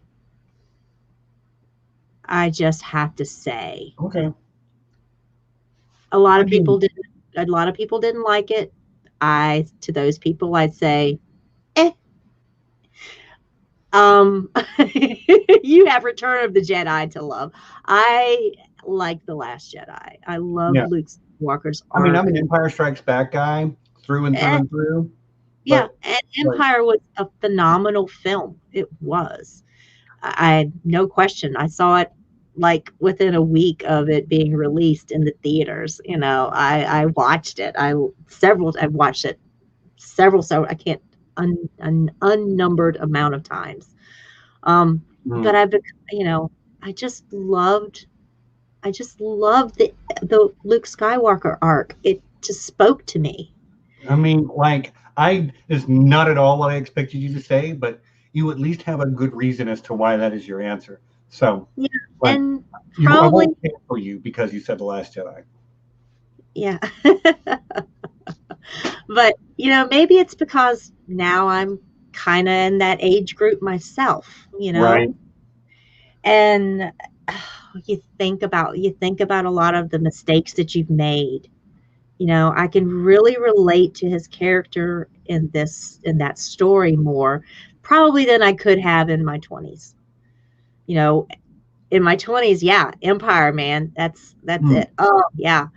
And but now in my 50s, I just, I'm looking back as much as I'm looking forward, and you understand that you're having to live and Right. deal with the mistakes of the past and the guilt and the regrets. So it really did speak to me in a way that I wasn't prepared for.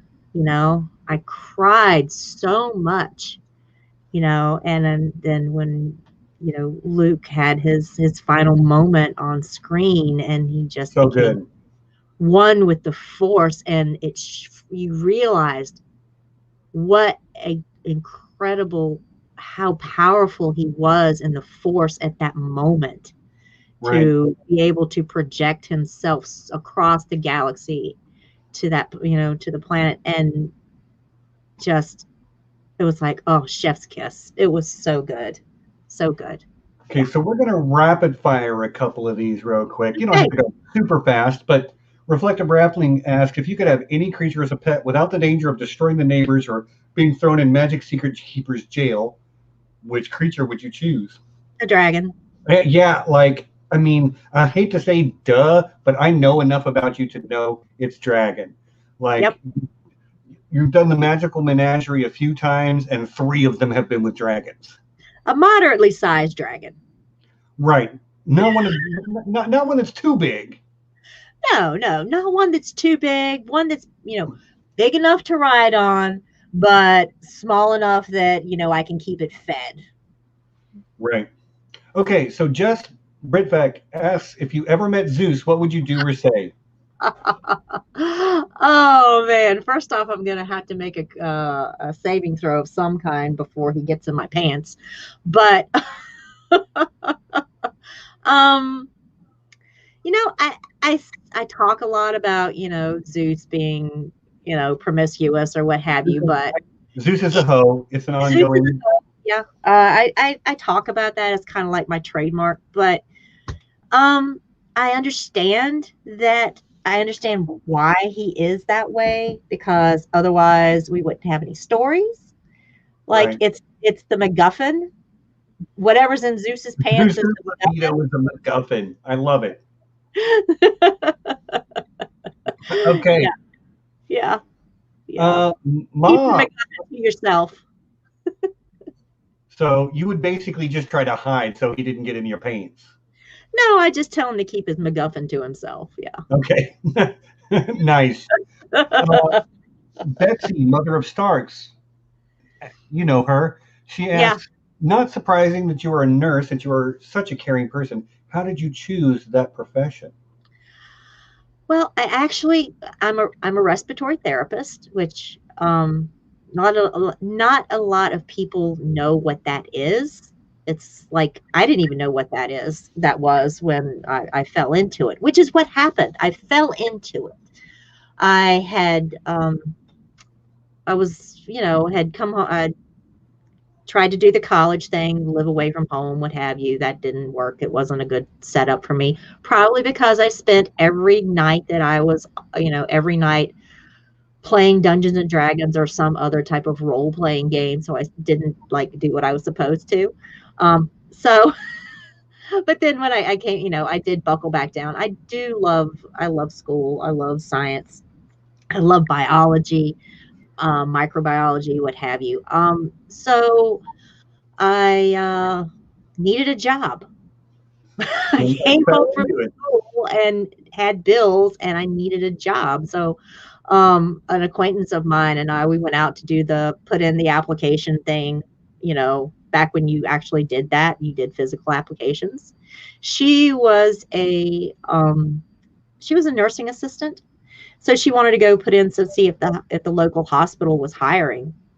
So I went with her, and I looked on the job board just to see maybe like there was something in admitting or some clerical type work I could do, and I saw this opportunity for a what was called an EKG technician. I'm like, what the heck is this? And I read the requirements, and I'm like, well, I've got that. So I applied for it. And in the interview process, went pretty well. It happened to be like an entry level position in the cardiopulmonary, which was like the respiratory therapy department, which did not besides respiratory therapy. They also did like cardiac testing, things like that. So I got an entry level position, and I was pretty quick. I was a pretty quick learner, and I But like, yeah, and it just kind of appealed to me. I'd never heard of a respiratory therapist before, and I'm like, uh, in case you don't know, they're the people who run the life support equipment. If you've heard anything about this pandemic, you know that ventilators have been they were very key. And I'm the person who runs those things. So I'm making clinical decisions. We get to work fairly independently. And we also work closely with pulmonary specialists to, you know, if you can't breathe, we're the people that help you with that. right on. Asthmatics, people who have COPD, people who have emphysema, people who have restrictive lung disease, cystic fibrosis, all types of lung conditions. So we have different procedures and therapies that can help. Right. And yeah, So you backed into it, but here you are still years later doing it.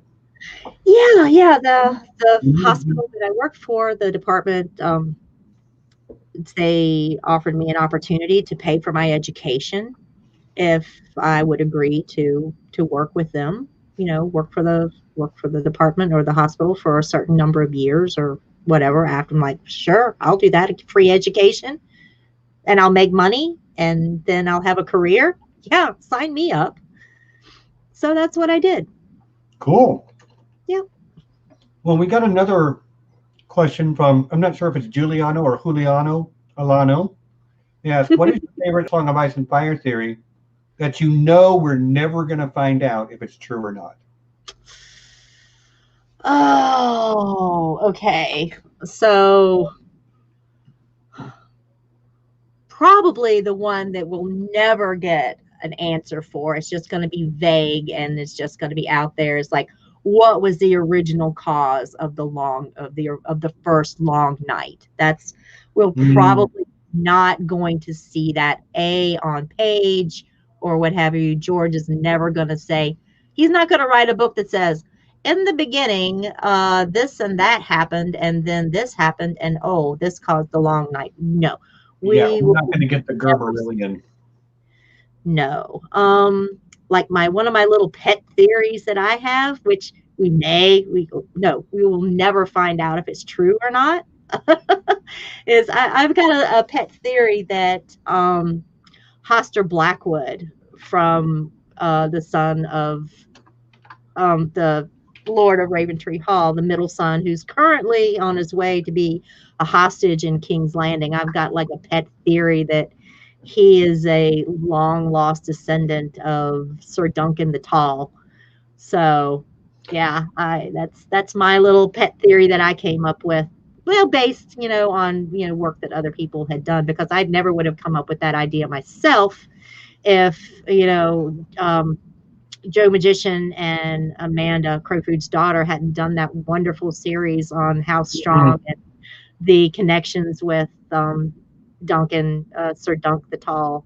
And I love Dunk. I love Dunk. He's like my favorite Song of Ice and Fire character, even though he's not part of the main series. I'm with you. And for the record, I have been informed that it is Giuliano. So thank you for the question, Giuliano. It's a good one. We all kind of grew out of the Song of Ice and Fire community. We don't do a whole lot of examination of that in particular over here, but we all kind of got to know each other from that community. Yeah. But what we have done, we've talked about Dunk. A little bit. Yeah. Like I've done something on my channel, and then we're doing the Dunk and Egg stories, which we have to get back to the Mystery Night. So I was talking to Micah earlier today, and he just finished reading the Mystery Night, so we can slot that in real soon. Reflective Rambling asked, did I ask you your lightsaber color? The answer to your question, Reflective Rambling, is no. So moving on. Okay, I won't troll you. Nessie, do you have, what's your lightsaber color? Let's see. Probably green, if I had to pick. I'm kind of a green girl. It's my favorite color. Yoda carries a green lightsaber. I'm like, yeah, it would be green. Green is a good choice because I'm a green saber guy also. We're a lot alike, man. And if you go with the old canon, the like, I guess it's Legends now. Mm-hmm. It was the Jedi consulars who tended towards green lightsabers. The blue, basically a blue lightsaber means you're a warrior, and a green lightsaber means you are more of a wizard, cleric, counselor type. Yeah, that's me, man. Yeah. So I hope I haven't missed any other questions. There were some really great ones today, y'all. This crew is always fantastic. So I'm gonna get my last set of questions in right now. This is all the chat's last chance to get in their questions. If I missed one, please post it again. We will try to get to it. Sean also points out that Qui-Gon had a green one. Yeah. Mm-hmm. Yeah. Oh, you mean this guy? That guy right there. He's getting a little weird because of your green screen, but yeah. So Nessie. Yes. We're going to make a movie about your life. Okay. Who should play you? Mm-hmm. Whose unique vision would you like to see directing it? And what will we call it? Okay. I have thought about this too.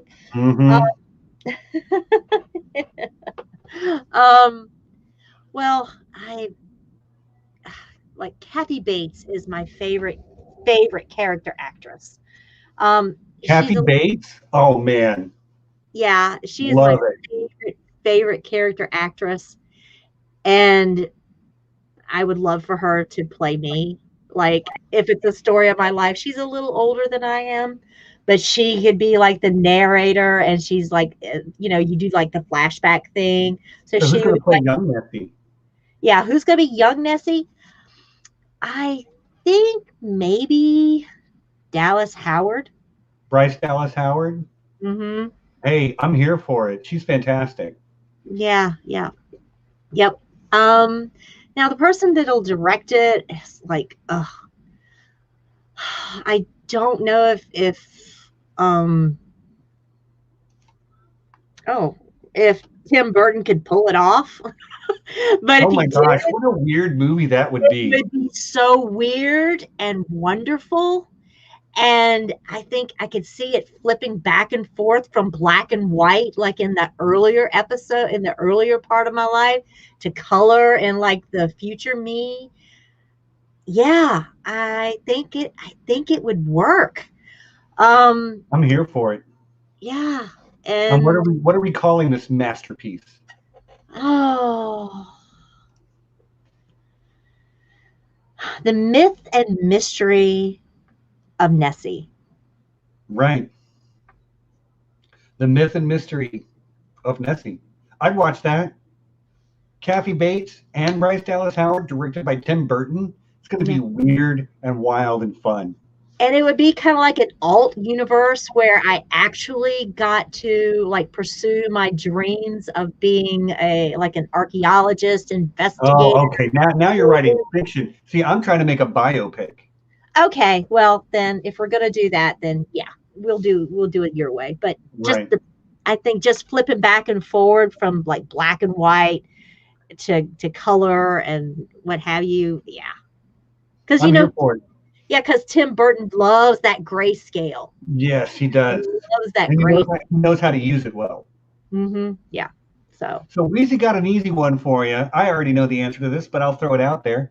What Hogwarts house would you be assigned to?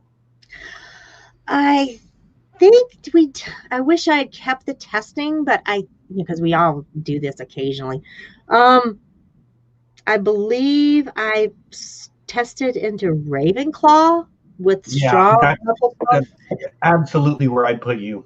Yeah, I have a decent amount of Hufflepuff in me to keep me grounded and keep me from being so, I keep my head, I have my head in the clouds but my feet on the ground. Yeah. Right, totally. I mean, I think you're a Ravenclaw.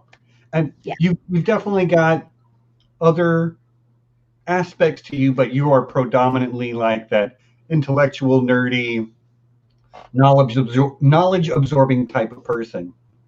Yeah. I've got my nose in a book, man. Right. Or in my Kindle as it is now. Thank God for Kindle and the Kindle app, because now I don't have to, tote around the big thick book anymore. I don't have to. Yeah. Cool. Well, guys, it is 8:00 Eastern. That means we have reached the end of our time together. I can't stay up too late. I have to get up early in the morning to work. I'm sure Nessie does too. Yeah. So we're going to have to cut it off here. But I do want to say to everybody who is here, thank you so much. We had over 20 viewers solidly the entire time. That's really good. Once again, if you haven't hit the like button, if you haven't subscribed, please go ahead and do that now. I'd really appreciate that. And once more, before we sign off, Nessie, what do you got coming up on the Unspun Yarn? Okay, well, this week coming up on the 24th, I believe that's a Wednesday. Yeah, that's usually Wednesday. Sometimes we switch it over. We've got another installment of the Magical Menagerie. So we'll be doing that, I believe, at 7 p.m. Eastern. I have to check with Aemy for her schedule, but I think that's when we're going to be doing it.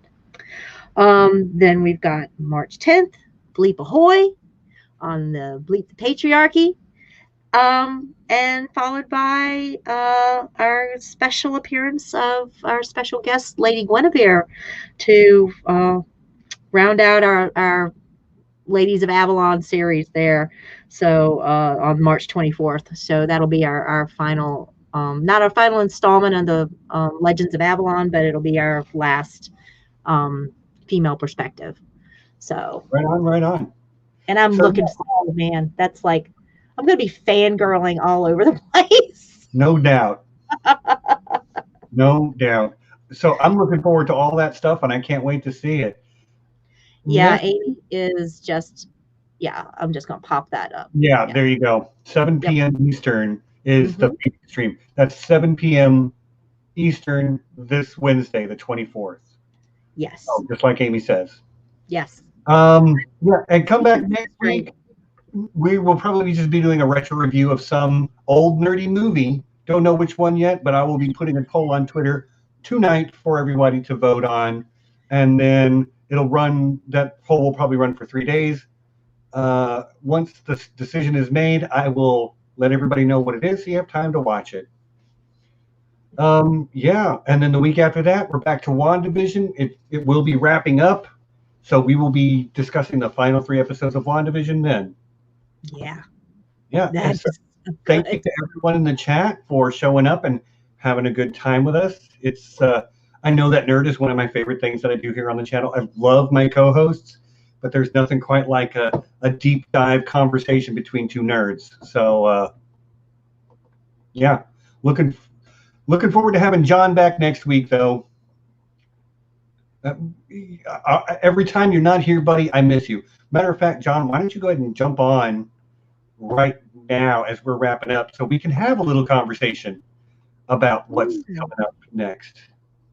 But yeah, for the rest of you guys, really appreciate you coming by. We'll see you all next week. And until then, you know what it is. Peace and be excellent to each other.